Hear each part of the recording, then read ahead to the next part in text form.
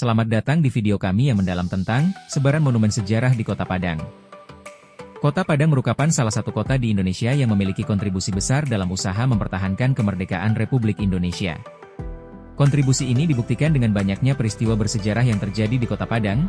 Hal ini ditandai dengan berdirinya beberapa tugu monumen sejarah perjuangan yang tersebar di beberapa kecamatan. Dalam video ini, kami akan mengajak Anda menjelajahi 11 monumen bersejarah yang menjadi saksi bisu perjuangan dan kebangkitan masyarakat Padang.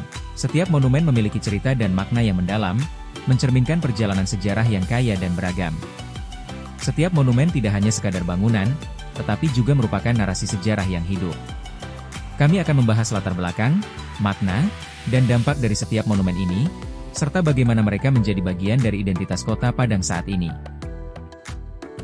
Berikut kami akan membahas monumen-monumen penting seperti Tugu Bagindo Aziz Chen, menghormati sosok pahlawan yang berperan penting dalam sejarah perjuangan.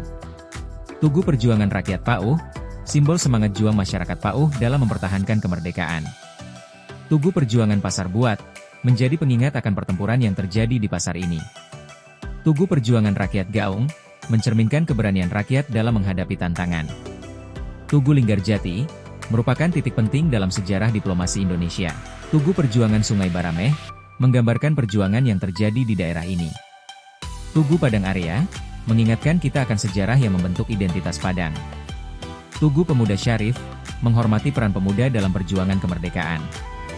Tugu Pertempuran Rimbo Kaluang, menjadi saksi bisu pertempuran yang heroik. Mari kita jelajahi monumen bersejarah berikut ini ya. Kita mulai perjalanan dari tugu yang pertama. Tugu Bagindo Aziz Chen. Dibangunnya tugu peringatan ini bertujuan untuk memperingati tewasnya wali kota Padang Bagindo Aziz Chen oleh tentara Belanda. Gugurnya Bagindo Aziz Chen adalah salah satu puncak ketegangan antara tentara Belanda dengan pejuang dan rakyat Indonesia di Sumatera Barat. Ketegangan itu bermula dari pendaratan tentara sekutu di Padang. Pada 19 Juli 1947 sore hari, Bagindo dan keluarga bertolak dari Padang menuju Padang Panjang. Di daerah Purus, rombongannya dicegat oleh Letnan Kolonel Van Erps yang memberitahukan telah terjadi insiden di Nanggalo yang merupakan daerah garis demarkasi Belanda. Menurut versi Belanda, ketika Bagindo turun itu dari mobil jeep yang mengantarkannya di daerah Nanggalo itu, ia tertembak di lehernya dan dibawa ke sebuah rumah sakit di Padang. Namun, menurut hasil visum yang dilakukan oleh 4 dokter Indonesia di Bukit Tinggi, Bagindo meninggal karena kepala belakangnya dipukul dengan barang berat sehingga tulang kepalanya hancur. Selain itu, terdapat 3 bekas tembakan di wajahnya yang dilakukan tentara Belanda setelah ia menjadi mayat. Selanjutnya, Tugu Perjuangan Rakyat Kuranji atau PAU. Salah satu peristiwa penting dalam catatan sejarah Kota Padang dalam usaha mempertahankan Republik adalah perjuangan rakyat Kuranji. Kuranji merupakan salah satu kecamatan di Kota Padang. Dalam sejarahnya, daerah ini memainkan peran penting sebagai basis pertahanan dan perjuangan rakyat mempertahankan kemerdekaan Indonesia. Di sini, sering terjadi peristiwa-peristiwa penting dalam perjuangan kemerdekaan. Dari sini pula, para pejuang kemerdekaan mengatur strategi dan melakukan penyerangan-penyerangan terhadap tentara sekutu dan Belanda yang berada di dalam Kota Padang. Di Kuranji ini jugalah menjadi markas-markas Badan Keamanan Rakyat, BKR, di bawah pimpinan Ahmad Hussein. Kuranji saat itu merupakan sebuah kampung yang terletak di pinggiran Kota Padang. Selain markas BKR, daerah Kuranji menjadi sebagai pusat pelatihan militer bagi para pemuda Kota Padang khususnya yang semakin banyak bergabung dalam Tentara Keselamatan Rakyat Indonesia, TKR. Pada tanggal 21 Februari 1946 pasukan Ahmad Hussein berhasil menghancurkan markas tentara sekutu dan Belanda di daerah Rimbo Kaluang. Sejak pertempuran ini, pasukan Ahmad Hussein mendapat julukan Harimau Kuranji. Sejak Ahmad Hussein memindahkan markas pasukannya ke Kuranji, daerah ini seringkali mendapat gempuran dari tentara sekutu. Rumah-rumah penduduk pun seringkali menjadi sasaran penghancuran dari tentara sekutu. Sekutu sengaja melakukan penggeledahan dan penghancuran rumah-rumah penduduk untuk menakuti mereka agar tidak membantu pejuang-pejuang kemerdekaan Indonesia. Akan tetapi, penduduk tetap saja memberikan dukungannya kepada pejuang, sehingga sekutu seringkali mengalami kegagalan dalam mencari pejuang-pejuang kemerdekaan. Sejak itu pula, Kuranji menjadi daerah yang sangat terkenal di kalangan penduduk Bumi Putra sebagai daerah perjuangan. Tugu Perjuangan Pasar Bandar Buat. Peristiwa di Banda Buek bermula dari konflik yang semakin meruncing antara tentara Belanda dan para pejuang Republik. Ketegangan mencapai puncaknya ketika Belanda pada tanggal 7 Januari 1947 melepaskan tembakan meriam ke kampung-kampung yang ada di Kota Padang, seperti Ampang, Kampung Kalawi, Lubuk Lintah, Kalumbuak, dan Banda Buek. Sejak tindakan Belanda itulah terjadi perlawanan frontal. Perlawanan ini berlanjut pada 8 Januari 1947, tentara Belanda kembali dengan pesawat tempur mereka menyerang pasar Banda Buek. Saat itu, pasar sedang ramai karena hari balai atau hari pasar, dan orang-orang yang berjualan serta pembeli berlimpah keluar pasar.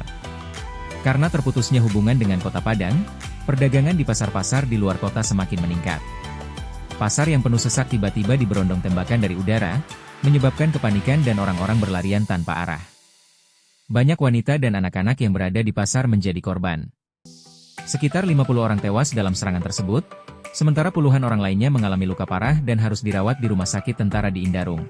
Pesawat tempur Belanda melakukan serangan tersebut karena melihat adanya bendera merah putih yang berkibar di kantor Camat Lubuk Kilangan yang berdekatan dengan pasar Banda Buek. Kejadian ini menjadi bukti betapa luar biasanya dampak dari konflik tersebut. Untuk mengenang peristiwa ini maka dibangunlah Tugu Peringatan Peristiwa Banda Buek. Tugu ini terletak di Pasar Bandar Buat, Kelurahan Banda Buek, Kecamatan Lubuk Kilangan. Tugu Perjuangan Rakyat Sungai Barameh. Tugu Peristiwa Barameh merupakan tugu peringatan peristiwa sejarah yang pernah terjadi di Sungai Barameh. Tugu Peristiwa Sungai Barameh saat ini terletak di kelurahan di Kecamatan Lubuk Begalung, Kota Padang Kelurahan Gates yang diambil dari singkatan nama 3 kampung di kelurahan ini yaitu Gaung, Teluk Nibung, dan Sungai Bermas. Peristiwa Sungai Barameh peristiwa penting yang terjadi di kawasan Sungai Barameh. Peristiwa bermula dari pembunuhan satu orang tentara sekutu Inggris, bernama Anderson dan anggota Palang Merah Internasional bernama Allingham. Penyebab dilakukan pembunuhan adalah, mereka berdua kedapatan melakukan tindakan asusila oleh 3 pemuda Republik, di Sungai Barameh di Bukit Sikabau dekat Mercusuar saat ini. Akibat pembunuhan ini tentara sekutu tidak menerima akan tindakan 3 pemuda Republik tadi dan berusaha membalas tindakan pemuda tersebut yang telah membunuh 2 warga negara Inggris dengan membakar kampung-kampung di sekitaran Teluk Bayur. Pada tanggal 8 Desember 1945 dini hari rumah penduduk di Kampung Gaung dan Sungai Barameh di bumi hanguskan oleh tentara sekut. Tindakan pembakaran rumah warga oleh tentara sekutu kemudian dijadikan alasan oleh tentara sekutu untuk memulai serangan besar-besaran terhadap wilayah Republik di Kota Padang. Tindakan sekutu dengan membakar kampung-kampung di Gaung dan Sungai Barameh memicu perlawanan dari warga Gaung dan Sungai Barameh. Untuk mengenang peristiwa ini maka pemerintah Kota Padang pada tahun 1986 mendirikan Tugu Peringatan Perjuangan Rakyat Sungai Barameh. Kita lanjut pada Tugu Perjuangan Linggarjati.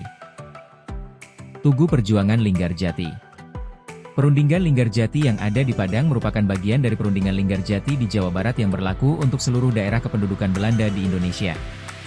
Khusus di Padang Perjanjian Linggarjati membagi Padang menjadi beberapa wilayah dalam batas demarkasi. Batas demarkasi yang harus disepakati, dimulai dari front timur melintang dari selatan ke utara, mencakup daerah Sungai Bermas, Lubuk Begalung dan Kampung Kelawi. Sedangkan front utara mencakup daerah Nanggalo, sebelah jalan besar dari ujung lapangan terbang Tabing. Kemudian dibangun monumen di tapal batas yang telah disepakati yaitu Tabing bagian utara dan Sungai Bermas bagian selatan. Monumen itu dibangun pada 1985 untuk mengenang Perjanjian Linggarjati, sebuah perjanjian antara Indonesia dengan kolonial Belanda tahun 1947.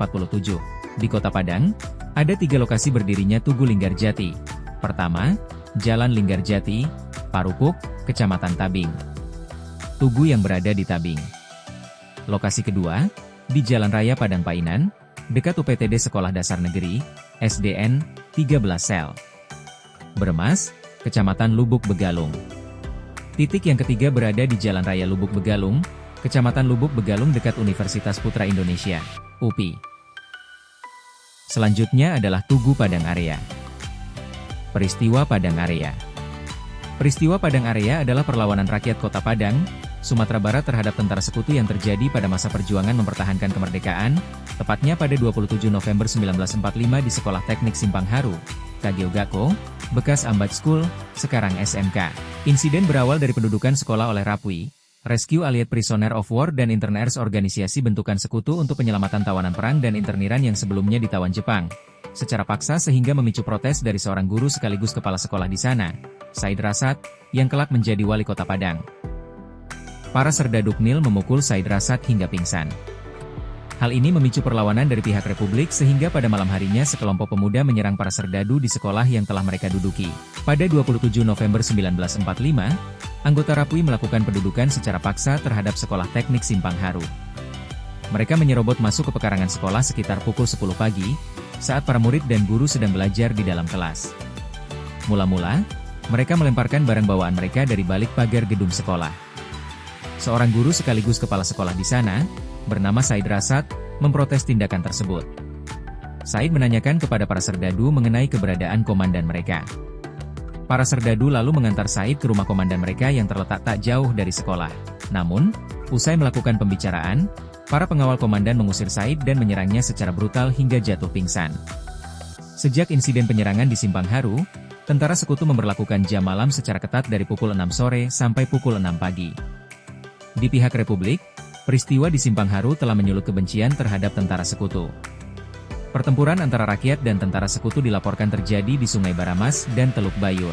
Untuk mengenang peristiwa ini, pemerintah Kota Padang pada 1990 membangun monumen Padang Area di Simpang Haru, persis di depan SMKN 1 saat ini yang merupakan lokasi terjadinya insiden. Tugu Pemuda Syarif. Tugu itu dibangun pada tahun 1984 untuk mengenang perjuangan seorang pemuda bernama Muhammad Syarif yang diduga meninggal di ujung senapan Belanda. Semula berawal dari kebencian pada sekutu yang kembali datang ke Kota Padang pasca kemerdekaan Indonesia. Persisnya di Jalan Olo, saat ini Jalan Pemuda, di mana dulu pernah ada terminal lintas Andalas dan sekarang berdiri Plaza Andalas. Pada saat itu banyak orang Belanda yang tinggal dan memiliki sikap sombong baik dalam bersikap maupun bicara dengan masyarakat setempat. Orang Belanda yang tinggal di asrama sering menganggap rendah terutama pada masyarakat yang menjual dagangan pada mereka. Tidak tanggung-tanggung ucapan kasar bahkan disertai dengan bentakan sudah sering mereka lakukan. Sehingga terdengar sampai telinga para pemuda Ujung Pandan dan Koto Marapak yang sebagian adalah anggota Pemuda Republik Indonesia, PRI. Sekitar bulan Oktober 1945, PRI kemudian dibentuk di Koto Marapak. Pembentukan ini atas anjuran Ketua BPPI, Ismail Lengah. Pembentukan PRI ini dilangsungkan di rumah Munir Reni, salah seorang anggota PRI. Dari sinilah pemuda Syarif terlihat menentang kedatangan Belanda bersama kaki tangannya. Dipilihnya pemuda Syarif sebagai ketua secara aklamasi atas pertimbangan bersifat sosial dan integritasnya selama ini, seperti terpelajar, menguasai administrasi organisasi, jujur, berwibawa, gagah, pandai bergaul, mempunyai jiwa pemimpin, suka membantu orang lain, tidak kikir, tidak sombong, berasal dari keluarga terpandang, mau diajak kompromi atau bermusyawarah dan ikhlas dalam membela tanah air. Para pemuda mulai mengatur strategi penggempuran. Pertemuan rahasia pun diadakan untuk membahas jam dan hari serta kode yang digunakan. Peta situasi rumah dibuat oleh Abdullah Busai, sehingga disepakati rumah Boderwich akan dikepung dan diserang satu arah yaitu arah laut menghadap ke arah Pasar Raya. Sayap kanan oleh pemuda Ujung Pandan dan sayap kiri pemuda Koto Marapak. Rumah itu akan diserbu dengan menggunakan bola lampu dan botol kosong yang diisi minyak tanah, bensin atau minyak getah yang diberi sumbu. Begitu mendapat laporan tentara sekutu bersama Nica Belanda dan kaki tangannya melakukan penyisiran dan penjagaan ketat terhadap Kampuang Koto Marapak dan sekitarnya, bahkan sampai ke Jalan Samudera dan Jalan Hang Tuah sekarang. Setiap berjarak 5 meter terlihat tentara sekutu berjaga-jaga lengkap dengan persenjataannya. Mulai hari Minggu itu setelah kejadian malamnya, Koto Marapak dalam kondisi menakutkan karena sekutu selalu datang berpatroli. Mereka berhasil menangkap 20 orang pemuda di suatu tempat di kawasan antara Jalan Ujung Pandan dan Jalan Koto Marapak, dan membawanya ke penjara Muaro Padang. Di sana mereka diinterogasi dengan kejamnya. Bujang yang sempat tertangkap tidak mau mengakui dirinya ikut dalam penyerbuan malam itu. 3 hari setelah ditangkap dan ditahan, kira-kira tanggal 22 November 1945, barulah pemuda Syarif tertangkap dan juga dibawa ke penjara Muaro Padang. Syarif dijatuhi hukuman penjara seumur hidup. Pemuda Syarif kemudian mengajukan gerasi. Pengadilan Belanda yang waktu itu diketuai oleh Hemerliem menolak permohonan gerasi ini, malahan menjatuhkan hukuman mati atau ditembak sampai mati. Pada akhirnya setelah melalui proses pengadilan yang cukup panjang, pemuda Syarif ditembak mati dalam penjara Muaro Padang pada tanggal 1 November 1947. Tugu peringatan pertempuran Rimbo Kaluang. Pertempuran Rimbo Kaluang merupakan lanjutan dari pertempuran yang terjadi di Kuranji.